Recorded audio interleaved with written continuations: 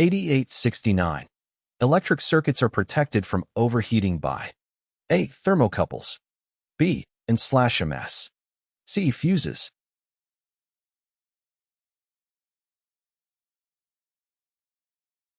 The correct answer is C. Electric circuits are protected from overheating by using fuses. A fuse is a protective device that is designed to break or blow when the current flowing through it exceeds a certain level. When the current exceeds the fuse's rated value, it causes the fuse element to melt and open the circuit, interrupting the flow of current. This action helps prevent excessive current from flowing through the circuit, which can lead to overheating and potentially cause damage or fire. 8870. How should a coaxial cable be routed? A. Parallel with stringers or ribs. B. Perpendicular to stringers or ribs. C. As directly as possible.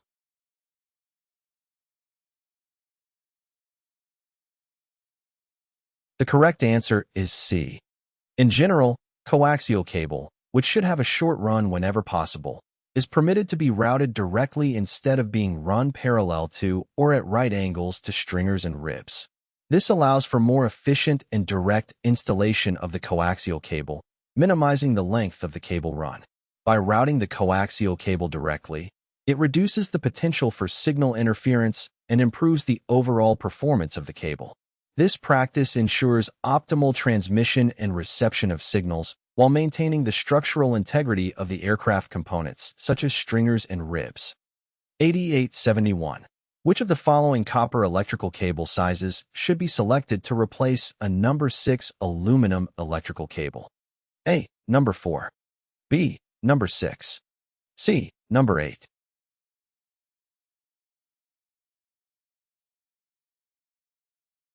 The correct answer is B.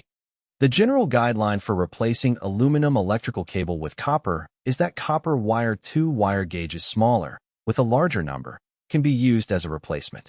However, it is important to note that this rule does not apply in this particular instance. Different considerations and factors, such as current carrying capacity, temperature ratings, and compatibility with connectors, must be taken into account when replacing aluminum cable with copper. Therefore, it is advisable to consult the appropriate electrical codes, guidelines, and professionals to ensure a safe and appropriate replacement of aluminum cable with copper in specific situations. 8872.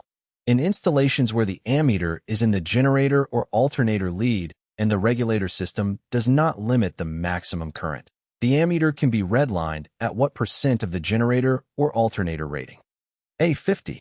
B. 75. C. 100.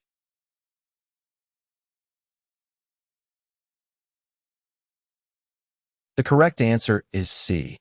In installations where the ammeter is in the generator or alternator lead and the regulator system does not limit the maximum current, the ammeter can be redlined at 100% of the generator or alternator rating. The ammeter is used to measure the electrical current flowing through the generator or alternator. When the regulator system does not impose any limitations on the maximum current, the ammeter can display the full current output of the generator or alternator. 8873. When attaching a terminal to the end of an electric cable, the strength of the cable-to-terminal joint should be at least A. Twice the tensile strength of the cable. B. Equal to the tensile strength of the cable itself. C. Determined based on the resistance of the joint.